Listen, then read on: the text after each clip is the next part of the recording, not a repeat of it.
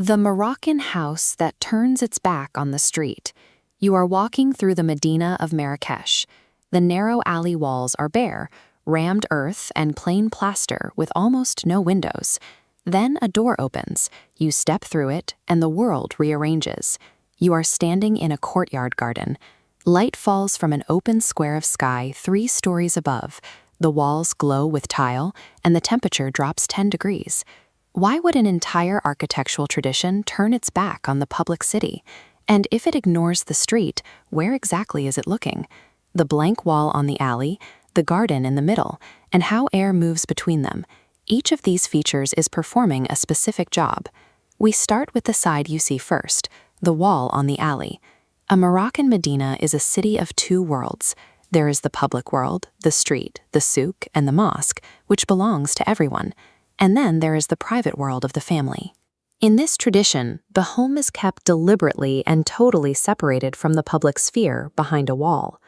To maintain that divide, the exterior of the house is built to say almost nothing, mud brick or rammed earth rendered smooth, with windows set high and small to repel the public gaze.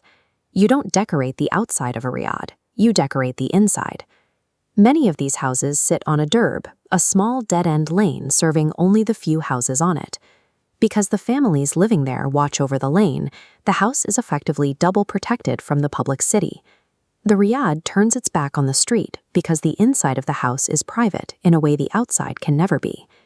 If the house ignores the street, it looks instead at a garden. The word riad is the Arabic word for gardens. The layout is almost always the same. A rectangular courtyard open to the sky, with 2 paved paths crossing in the middle to create 4 quadrants. This 4-part garden plan appears in Marrakesh as early as the 12th century. It travels from Persia through the Islamic world, carrying a specific religious image with it. The 4-part garden is not just a layout, it is a physical map. These quadrants and paths represent the 4 rivers of paradise described in the Quran. The riad is designed to hold a picture of heaven inside the house. The rooms open onto this courtyard rather than the street. On the upper floors, inhabitants look down at the garden through carved wooden lattice screens.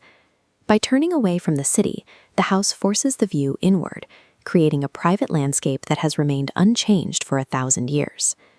This brings us to the question of function. In July, Marrakesh and Fez reach 40 degrees Celsius. The Medina is dense, dusty, and sun-baked. To survive these conditions, the layout utilizes specific physical principles to manage heat and air. First, the walls. Thick mud brick acts as thermal mass. These walls absorb the day's heat and hold it, releasing it slowly at night so the interior temperature stays stable. Second, the courtyard acts as a chimney. Hot air rises and escapes through the open roof, pulling cooler air from the shaded ground floor rooms up to replace it. This creates a continuous cycle of movement. The whole house breathes without a single machine. Finally, the fountain. As water at the center evaporates into the rising air, it strips heat from the surrounding environment. The basin acts as a cooling element for every breeze that passes through. Scientists have measured this effect in traditional riads. While the Medina outside is scorching, the interior sits at a comfortable 27 degrees Celsius. If you want to see how the world's buildings respond to their environments, we post a new Decode every week. Subscribing is the best way to find the next one. The result is a building that operates as a passive cooling system, utilizing only mass, airflow, and water to survive the desert summer. When you put these elements together, the wall, the garden, and the cooling, you see a system that solves for privacy, beauty, and survival in a single move. The riad is built on the conviction that a family's real life belongs inside, not outside, and that in a 40-degree summer, the center of the home should be a garden, a fountain, and a breath of cool air. Modern boutique hotels have co-opted this architecture to sell luxury and atmosphere, but the atmosphere exists because the system works. These hotels are validating a 12th century engineering plan that modern architecture is still catching up to.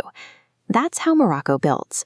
Where else have you seen a building that turns its back on the public side and opens its real face inward? Tell us in the comments.